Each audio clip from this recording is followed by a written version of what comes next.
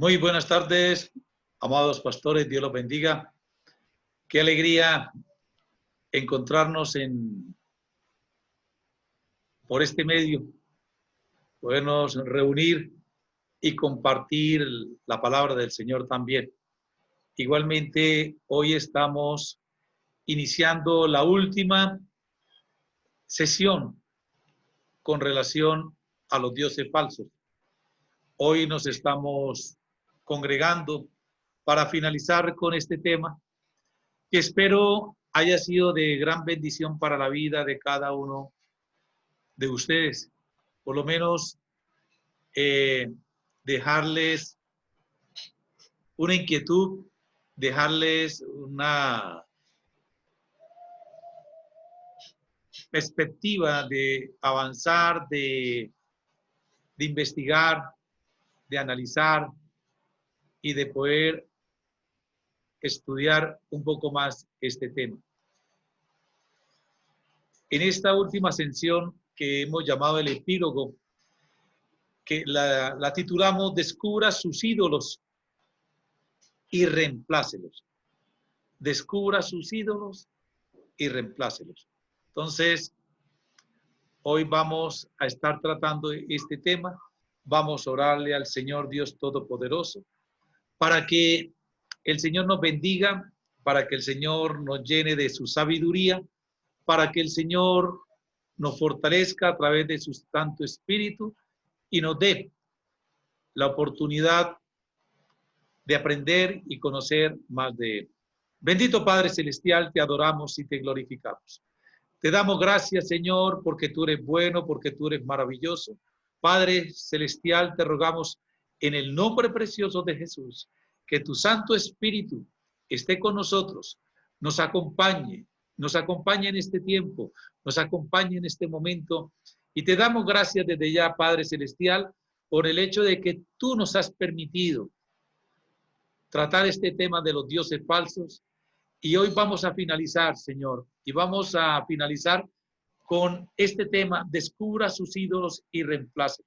Señor Espíritu Santo, gracias por la oportunidad que nos das, gracias por la bendición que nos regalas, gracias, Señor, por permitirnos, Señor, tratar un tema de estos que a veces para nosotros no es tan natural ni normal tratarlo. Pero hoy, Señor, queremos colocarlo delante de ti en una actitud de agradecimiento, Señor, por permitirnos compartir, a mí darme la oportunidad de compartir con cada uno de mis pastores, colegas, Señor, con cada uno de mis hermanos. Y, Señor, yo lo único que te pido es que estas enseñanzas a ellos les sirva de ánimo, de crecimiento en su vida ministerial y en su vida personal también. Padre, te alabo, te glorifico y que tu Espíritu Santo hoy nos dé la luz que necesitamos para finalizar con este tema de dioses falsos. Te alabamos y te glorificamos, Señor, en el nombre de Cristo Jesús. Amén y amén. Vamos a empezar con la lectura de la palabra del Señor. Si tú tienes la Biblia ya, yo te invito a que abras la Biblia en la carta a los Colosenses, capítulo 3. Colosenses, capítulo 3. Dice la palabra del Señor: ya que han resucitado con Cristo, busquen las cosas de arriba, donde está Cristo sentado a la derecha de Dios. Concentren su atención en las cosas de arriba, no en las de la tierra, pues ustedes han muerto y su vida está escondida con Cristo en Dios. Cuando Cristo, que es la vida de ustedes, se manifieste, entonces también ustedes serán manifestados con Él en gloria.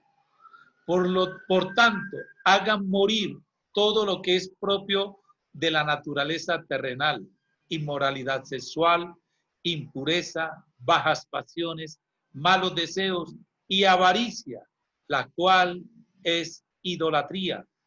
Por estas cosas viene el castigo de Dios. Con este pasaje de Marco vamos a iniciar nuestra sesión número 9. Y vamos a iniciar con un tema bien interesante, un tema lleno de esperanza, un tema de que nos genere también cierta confianza y cierta tranquilidad. Porque de pronto cualquiera llegaría a pensar, bueno, si esto de los dioses falsos es tan complicado, tan difícil, los tenemos en nuestra cultura, los tenemos en nuestra vida personal, los tenemos en nuestra vida ministerial. Entonces, ¿qué puedo hacer? Podemos tener un remedio, podemos salir de esto, podemos renunciar a esos ídolos, a esos dioses falsos y empezar a caminar de una manera diferente. La idea es que en este apartado hoy podamos decir que sí. Hay algo que tenemos que tener claro también, y es imposible comprender nuestro corazón y nuestra cultura si no discernimos cuáles son los dioses falsos que influyen sobre ambos. Una cosa que tenemos claro, tenemos que conocer cuáles son los dioses que están influyendo en mi corazón y en mi cultura. Los tengo que conocer. Yo tengo que conocer al enemigo con el que me voy a enfrentar para poder salir en victoria. Lo mismo sucede con un partido de fútbol. Por eso los entrenadores estudian, por eso los entrenadores analizan las circunstancias, por eso los entrenadores analizan el rival, porque necesitan ¿qué? Conocerlo. ¿Para qué? Para poder luchar contra ellos y poder salir en victoria. La palabra del Señor nos invita permanentemente a eso, a que nosotros tenemos que saber cuáles son los dioses falsos, tanto a nivel personal como a nivel cultural. En Romanos capítulo 1, versículos 21 al 25, Pablo nos hace ver que la idolatría no es un simple pecado más entre muchos pecados. No, al contrario, en el libro de Romanos capítulo 1, el apóstol Pablo nos habla sobre lo que anda fundamentalmente mal en el corazón humano. Es decir, la idolatría no es un pecado más, no. Aquí entender que lo que enferma un corazón humano es la idolatría. El apóstol, después de hacer una larga lista de pecados que de pronto llenan de aflicción y maldad al mundo, nos da a entender que todos ellos tienen metidas sus raíces en el suelo, que constituye el impulso del ser humano que lo lleva a fabricarse falsos dioses. En otras palabras, la idolatría es siempre la razón por la cual nosotros hacemos lo incorrecto.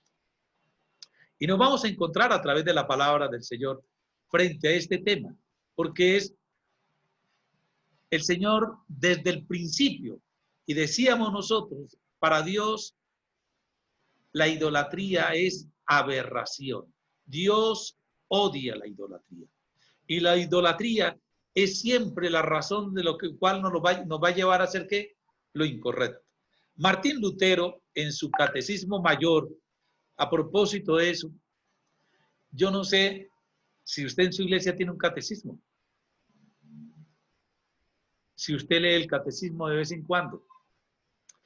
Porque los catecismos tienen una fundamentación en la fe nuestra.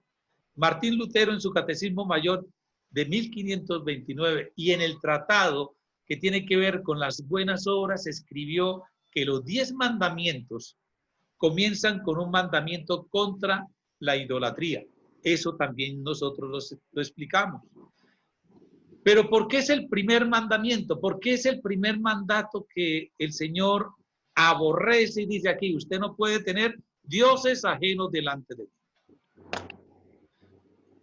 Lutero sostiene que la motivación fundamental se halla tras el quebrantamiento de la ley, que dice Lutero, lo que se halla tras el quebrantamiento de la ley es que la idolatría. Tú pecas por idólatra. Es decir, yo quiebro todos los mandamientos porque soy un idólatra. Y vamos, y esos dioses ajenos lo vimos durante este tiempo que tuvimos la oportunidad de discernirlos. Y nos vamos a encontrar que sí es cierto. ¿Por qué Dios dice no mentirás? ¿Por qué Dios dice no codiciarás? ¿Por qué Dios dice no matarás? ¿Por qué Dios dice honra? Y nos vamos a encontrar por qué Dios nos envía eso. Y el primer mandamiento del Señor en Éxodo capítulo 20 es: no tendrá dioses ajenos delante de mí. Nunca quebrantamos los otros mandamientos sin quebrantar el primero. Cuando tú entras a quebrantar cualquiera de los mandamientos es porque ¿qué? Porque hay algo que desplazó a Dios de su corazón. Esa es una realidad triste, yo no sé cómo llamarla, pero es una realidad, es algo real. ¿Por qué yo no cumplo los mandamientos? Porque no tengo a Dios ocupando el primer lugar en mi corazón. ¿Por qué? ¿Por qué nosotros no amamos o cumplimos lo que prometemos? ¿O por qué nosotros vivimos, no podemos vivir sin egoísmo? ¿La respuesta cuál es? Porque la respuesta general que nos pudiéramos dar es que somos débiles. Es que Dios sabe que yo lo estoy intentando, pero es que soy débil y a veces la debilidad me gana. Pero la respuesta específica en todas las circunstancias reales es que hay algo que sentimos que necesitamos tener para ser felices. ¿Por qué nosotros hacemos todas estas cosas? Porque en el fondo de nuestro corazón tenemos que necesitamos algo para ser felices. Y eso es algo que es más importante para nuestro corazón que Dios mismo. Ese es el problema. A veces esa necesidad pensamos nosotros que es mucho más importante que Dios mismo. No mentiríamos a menos que primero hubiéramos convertido algo en más importante y valioso para nuestro corazón que la gracia y el favor de Dios. Y es algo como la aprobación de los hombres. ¿Por qué normalmente nosotros mentimos? Simplemente y llanamente para quedar bien ante los demás. Esa es la realidad. Usted miente. ¿Por qué? Por quedar bien ante alguien. Eso significa ser aprobado por algo. Eso significa que cuando yo miento y quiero quedar frente a alguien bien. Jenny, ahora Ariana va para allá con agüita. Amado pastor que llega y nos deja el micrófono abierto siempre que entra, yo te ruego el favor que lo apagues, porque siempre escuchamos la música, las voces. Por favor, apagamos el micrófono. Alguien desde la sala puede ver quién es el que tiene el micrófono abierto, nos lo pueda decir. Pero tú no te vayas así. Entonces, nosotros... Déjame ver. Esmeralda. Esmeralda, por favor, apaga el micrófono, la agradezco. Pero al final. Esmeralda.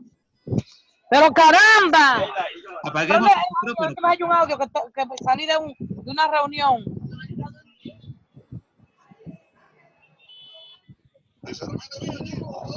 El pastor Emil puede silenciarlos de todos desde allá. Y meter, yo estoy en la reunión, yo entré. Apagamos el micrófono. Esmeralda, por favor, apaga tu micrófono. Ah, ok, está bien.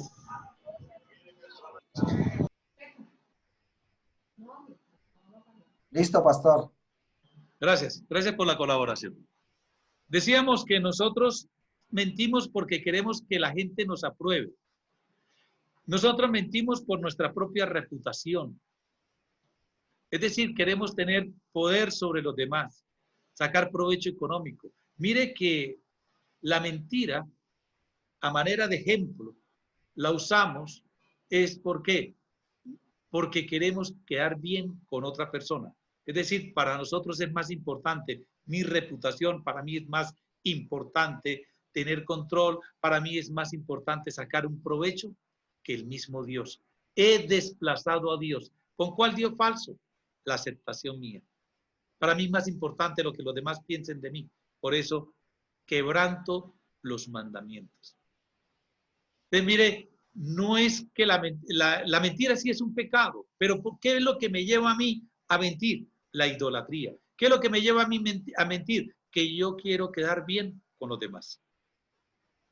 La idolatría no se limita únicamente a una forma de adoración ritual, sino que es toda una sensibilidad, todo un esquema de vida que se basa en unos valores finitos y que convierte a ciertas cosas creadas en absolutos con rasgos divinos. Entonces, por eso le miento a mi esposa, quiero quedar bien con ella, quiero que ella me siga teniendo en el pedestal quiero que ella me tenga. No quiero que ella se ofenda, es que si ella se ofende yo voy a entrar en un conflicto. Por eso engaño, por eso miento. Eso se llama ¿qué? Idolatría. Y es una de las primeras idolatrías que nosotros vimos, que se llamaba, por ejemplo, el amor romántico. ¿Cuál era el amor romántico? El de Jacob por Raquel. Y lo llevó a muchas cosas. Y a veces en ese amor romántico nosotros también vamos a hacer cosas que son indebidas. Bíblicamente, el apartarse de los ídolos incluye siempre el rechazo de la cultura que esos ídolos producen. Por eso el Señor le dice en Éxodo 23, capítulo 23, versículo 24, al pueblo de Israel, que no se deben limitar solamente a rechazar los dioses de las demás naciones. No se trata de decir, yo no, yo lo rechazo. No, le dice, ni harás como ellos hacen. Muchos dicen, no, yo no soy idólatra, yo no me arrodillo ante nada, pero usted hace unas prácticas que son peor que si se arrodillara delante de ellos. Yo quiero decirle que no hay una forma de enfrentarnos a los ídolos sin conocer los ídolos que hay en nuestra cultura. Por eso hablamos de los ídolos culturales. Por eso hablamos de los ídolos que están inmersos en nuestra cultura, que nosotros a veces pensamos, no, eso a mí no me toca.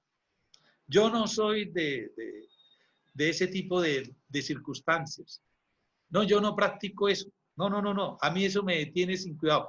Conmigo no cuentan para eso porque yo verdaderamente ese tipo de cosas no las hago. Y resulta que sí.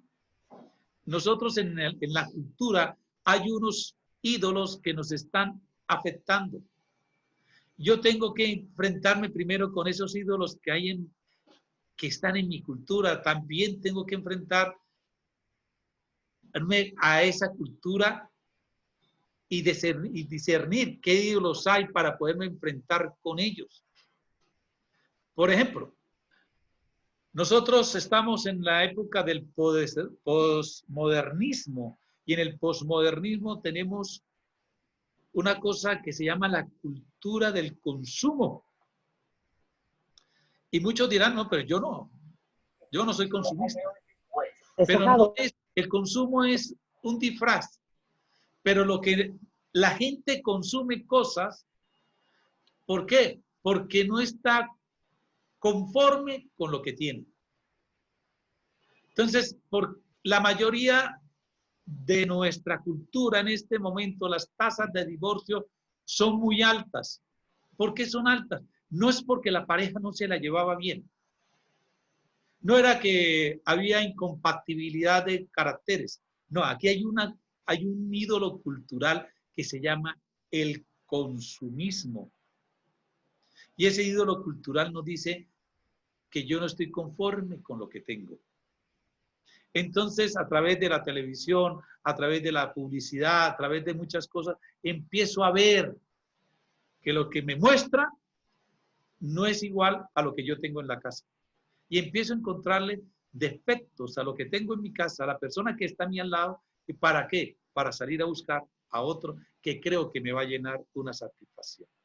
Porque usted dice, no, yo necesito cambiar de televisor, porque considera que el que tiene no le sirve. Estamos en la cultura de lo que no me sirve. Se llama así. El consumismo es la cultura de lo que no sirve. Yo consumo y adquiero cosas, cambio cosas porque lo que tengo considero que no me sirve.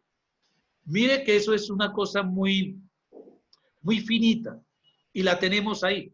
Por eso en un momento les hablé de que tal vez en alguna ocasión pudiéramos hablar de los ídolos del posmodernismo, que son tenaces. Entonces, pero aquí en este caso, a manera de ejemplo, la palabra de Dios también nos muestra cómo el apóstol Pablo predicó en Atenas, predicó en Éfeso, y en Éfeso se enfrentó a los dioses de la ciudad. Y en aquel enfrentamiento produjo una alteración social tan grande en las maneras en que empleaban su dinero, ¿quiénes? Los recién convertidos. Y cuando el apóstol enfrentó a ese tipo de idolatría, hubo una transformación en la economía local. Decíamos hace un momento que esto provocó que un disturbio dirigido ¿por quién? Por los mercaderes locales.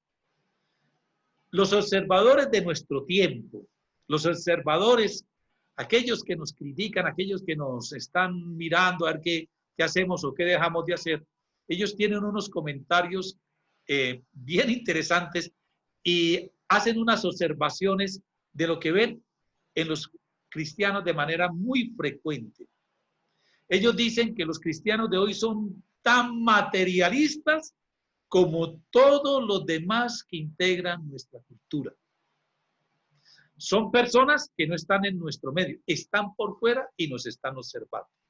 Y ellos dicen, los observadores, que los cristianos de hoy, los creyentes de hoy, son tan materialistas como las demás personas que están inmersas en la cultura y que no permanecen, no permanecen en un ismo como el cristianismo. Se podría deber esto a que nuestra predicación del evangelio no contiene, como la predicación de Pablo, una apuesta al descubierto de los dioses falsos que mueven nuestra cultura. Porque nosotros, como ministros, también nos hemos sumergido en ese consumismo, en ese nihilismo, en ese nepotismo que hay hoy en día. Nos hemos consumido también ahí. Y hemos permitido, y no marcamos una diferencia a través de la cultura de las demás personas. ¿Cómo identificamos nuestros ídolos? Tenemos que identificar nuestros ídolos culturales y nuestros ídolos particulares. Si nosotros descubrimos nuestros ídolos, los podemos identificar, podemos saber con quién me voy a enfrentar y cómo puedo luchar. Entonces, lo primero que tenemos que reconocer es que sí tenemos ídolos escondidos dentro de cada uno de nosotros. Eso es lo primero que tenemos que tener claro. Sí tenemos ídolos dentro de cada uno de nosotros. Nos deberíamos preguntar más bien qué es, qué haremos con ellos. ¿Cómo podemos ir viendo las cosas cada vez con mayor claridad en lugar de seguir viviendo sometidos a su poder? ¿Cómo podemos quedar libres de nuestros ídolos de manera que podamos tomar decisiones más sólidas y saber escoger con sabiduría qué es lo mejor para nosotras, para nosotros y para las personas que están a nuestro alrededor? ¿Qué es lo que nosotros, cómo podemos hacer lo mejor para nosotros y para aquellas personas que están a nuestro alrededor? Nosotros como padres de familia, tengo una esposa, tengo unos hijos, ¿cómo puedo tomar unas decisiones sabias que me ayuden a protegerlos a ellos? ¿Cómo puedo también, como pastor, como ministro del Señor, tomar unas sabias decisiones que pueda proteger a la congregación, al redil que está a mi alrededor? Entonces, ¿cómo podemos discernir cuáles son nuestros ídolos? Y hay unas formas de identificar los ídolos y tenemos 5 propuestas para hoy para que nosotros podamos identificar a nuestros ídolos. El primero, lo que vamos a ver, cuál es la primera propuesta frente a este tema para poder identificar a nuestros ídolos, es lo siguiente. El verdadero Dios de nuestro corazón es aquello a lo que se dirigen sin esfuerzo alguno nuestros pensamientos cuando no hay nada más que requiera de nuestra atención. Cuando tú estás solo, tu pensamiento ¿a dónde te lleva? ¿Con qué sueñas despierto? Y quiero decirte algo, eso nos pasa a todos. ¿Hacia dónde se dirigen nuestros pensamientos? ¿Hacia qué nos agrada dirigir nuestras fantasías? ¿Desarrollamos los posibles escenarios de los adelantos de nuestra profesión? ¿O pensamos en bienes materiales como la casa de nuestros sueños? ¿O en una relación con alguna persona en particular? Deberíamos preguntarnos en qué suele tener el hábito de pensar con el fin de lograr gozo y consuelo en la intimidad de su corazón. Es ahí donde nosotros empezamos a identificar a nuestros ídolos. Cuando tú estás solo, ¿hacia dónde viaja tu mente? ¿Hacia dónde viaja tu imaginación? No es que yo me siento y me pongo a pensar, si yo fuera jugador del Real Madrid, fuera como James, me ganara 20 millones de dólares. Ojo, tu ídolo está ahí. No es ser James, no es jugar en el Real Madrid, es dinero. Tu ídolo es el dinero. Mire que es una manera más sencilla de nosotros poder identificar esos ídolos. Una segunda propuesta es el verdadero amor de su corazón se puede observar en la forma en que usted emplea su dinero. El Señor Jesús dijo, donde esté tu tesoro, allí también está tu corazón. Nuestro dinero fluye con el menor esfuerzo hacia aquello que constituye el mayor amor de nuestro corazón. Fíjate en qué gastas. Por eso normalmente en la mayordomía se le enseña a hacer a los pastores un presupuesto para enfrentarlo con la ejecución y ver dónde es que más gasta dinero para poder identificar ese tipo de ídolo que hay en tu corazón. De hecho, la marca de un ídolo es aquello en lo que nosotros gastamos demasiado dinero en él. Y debemos tratar de ejercitar ese autodominio en nosotros mismos. Si Dios y su gracia son los mayores objetos de mi amor, yo voy a ser ¿qué? Una persona generosa, bondadosa. ¿Para qué? Para sembrar en el ministerio del Señor. Voy a darle a los pobres. Voy a servir más en la cantidad hacia las personas de la iglesia, aquellos que están más necesitados. Si verdaderamente la gracia y el amor de Dios están en mí. Pero si yo veo una persona en mi iglesia que está en necesidad y ni siquiera saco un billete para darle, pero sí salgo tranquilamente, le digo a mi esposa, terminamos servicio, vámonos para un centro comercial y sacamos las tarjetas de crédito, sacamos el dinero en efectivo, vamos a comer a un restaurante y vamos a una tienda a comprar. ¿En qué gasto mi dinero? ¿Lo gasto qué? ¿En ropa? No, yo compré 3 camisas, pero esa rojita me gustó, comprémala. ¿Eso qué es? Estoy buscando mi imagen. ¿O gasto más en quién? ¿En mis hijos? ¿O gasto más en quién? ¿En los símbolos que representan para mí posición en la sociedad? Como las casas, los autos.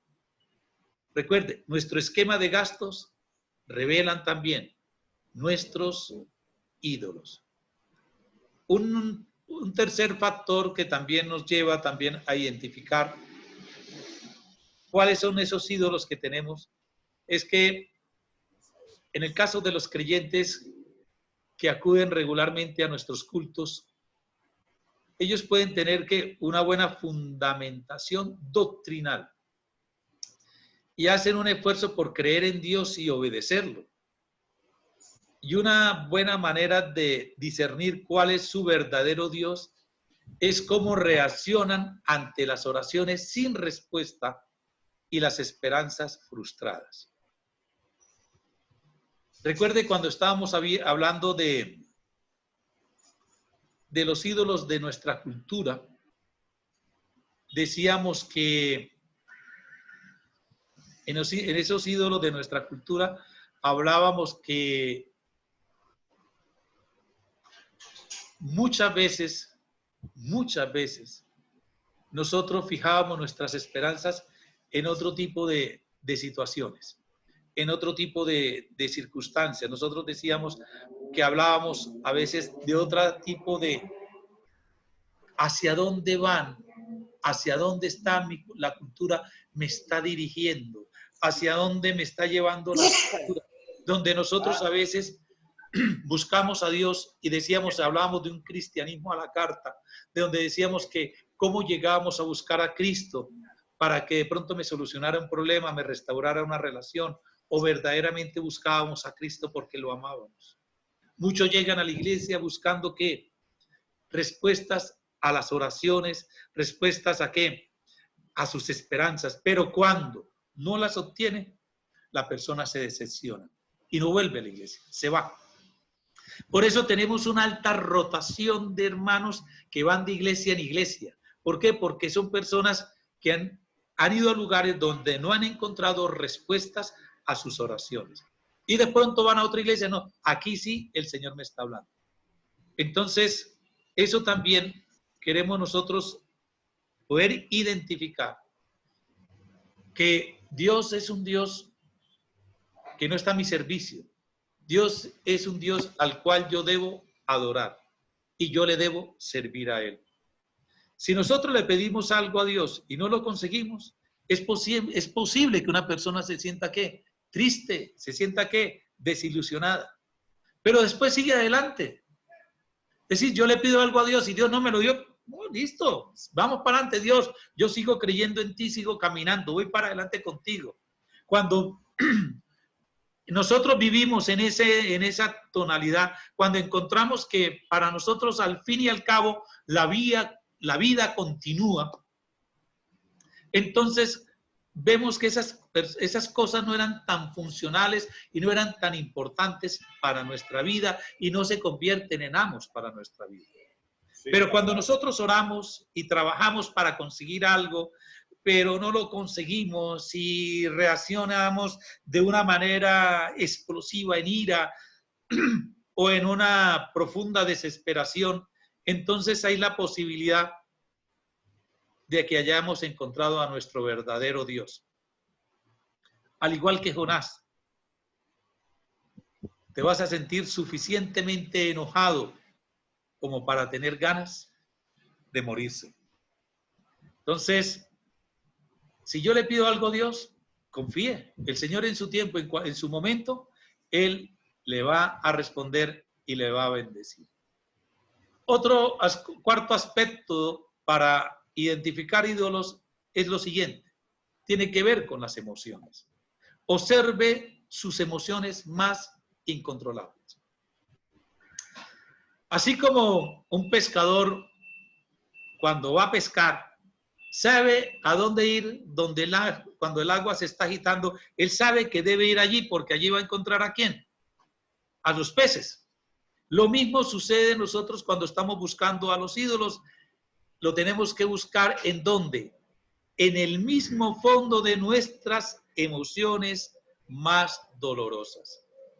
En especial en aquellas que nunca parecen desaparecer y que lo impulsan a uno a hacer cosas que nosotros sabemos que no están bien. Si estás enojado, pregúntate, ¿acaso hay algo aquí que es demasiado importante para mí? ¿Algo que necesito tener a toda costa? Haga lo mismo con sus temores fuertes o sus desesperos y también con las cosas tal vez con las cuales te sientes culpable. Pregúntate, ¿estoy tan asustado porque siento que hay algo en mi vida que es amenazado y que me parece necesario cuando en la realidad no lo es? ¿Me he hecho tanto la culpa a mí mismo porque he perdido o he fracasado en algo que lo siento muy necesario reclamaste a tu papá cuando no lo es? Lavaste las manos. Si usted está trabajando en exceso y agotándose en una actividad frenética, pregúntese, ¿acaso siento que necesito tener esta cosa para estar realizado y ser importante? Cuando nos hacemos estas preguntas, cuando arrancamos nuestras emociones de raíz, por así decirlo, muchas veces encontramos a nuestros ídolos ahí, escondidos, aferrados a la raíz. Están ahí, escondidos, pero están agarrados, están aferrados ahí. Y un quinto aspecto en la identificación de nuestros ídolos es lo siguiente. La pregunta más básica de todas consiste en querer saber cuál es el Dios que posee el corazón de cada ser humano. ¿Hay algo o alguien que no sea Jesucristo y que se haya apropiado de la confianza funcional de su corazón, de sus preocupaciones, de su lealtad, de su servicio, de sus temores y de sus deleites? Estas preguntas hacen que afloren a la superficie algunos de los sistemas idolátricos de las personas. Y estos son más que así, estas serían las preguntas que nosotros pudiéramos responder.